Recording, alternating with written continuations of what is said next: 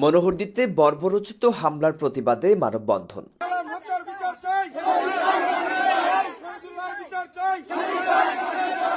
মনোহরদী উপজেলার হাফিজপুর গ্রামে গত শুক্রবার দুপুরে গাছের আম কুড়ানোকে কেন্দ্র করে পূর্বশত্রুতার জেরে আউয়াল পরিবারকে শহীদুল্লাহ ও তার স্ত্রী ও পুত্রকে নিয়ে ধারালো অস্ত্র দিয়ে যত্রতত্র আঘাত চালায়। আহত আউয়াল ও তার বড় ছেলে আবু বকর, ছোট ছেলে হাফেজ আবুল কালাম ও তার স্ত্রী সহ 5 জন ঢাকার একাধিক হাসপাতালে চিকিৎসাধীন রয়েছে। গতকাল রাত 3 ঘটিকায় হাফেজ আবুল কালামের মৃত্যুর সংবাদ পাওয়া যায়। স্থানীয়রা উক্ত ঘাতক শহীদুল্লাহ ও তার পরিবারের নিঃশর্ত ফাঁসির দাবিতে আজ সকালে মানববন্ধন কর্মসূচি পালন করে। হঠাৎ করে চিল্লামিল্লা শুনলাম, চিৎকার দিল।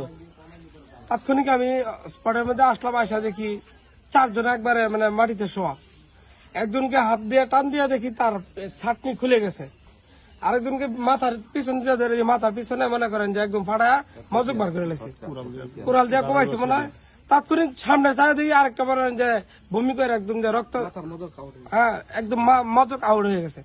তো আমি একলা মানুষ, হঠাৎ করে আমার চাচতো ভাই মোহাম্মদ আলম তারে নিয়ে কোন রকম এগুলা একসাথে কইরা আরেক বাইরে ফোন দিয়া কোনো গাড়ি পাই না, আমি একটা টমটম বার করে দিয়ে আমি মেডিকেলে পাঠাইলাম।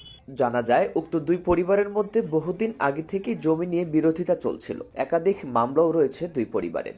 এটা একটা পরিকল্পিত হত্যা, যেহেতু এই হত্যার সাথে সাথে রামদা, ছুরি, দাও এগুলি নিয়ে সে শহীদুল্লাহ এবং শহীদুল্লাহর বউ, শহীদুল্লাহর ছেলে, তার মেয়ে পরিকল্পিতভাবে 4টা লোককে জখম করেছে। একটা লোক মারা গেছে এবং আউয়াল এই মুহূর্তে মেডিকেল থেকে ফোন আসছে, সেও রক্তক্ষরণ হইতেছে। এই মুহূর্তে 80,000 টাকা পাঠাইছে, ডাক্তার বলছে টাকা না পাঠাইলে সে মারা যাবে।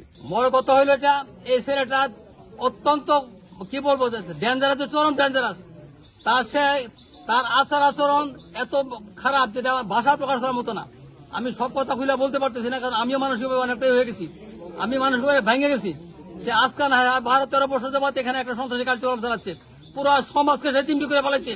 এই আউয়াল এবং শহীদুল্লাহর সাথে একটা জমি নিয়ে বিরোধ, তার কে কেন্দ্র করে গত শুক্রবার 12টার দিকে সেই যে তারা উত্তেজিত হইয়া পরিকল্পিতভাবে রামদা, ছুরি, দা, কুড়াল, অস্ত্র শস্ত্র সজ্জিত হইয়া প্রতিপক্ষ আওয়ালকে যেভাবে আঘাত করছে, সেই আঘাতে নির্মম ভাবে সেই ঘটনা জখম করাইছে।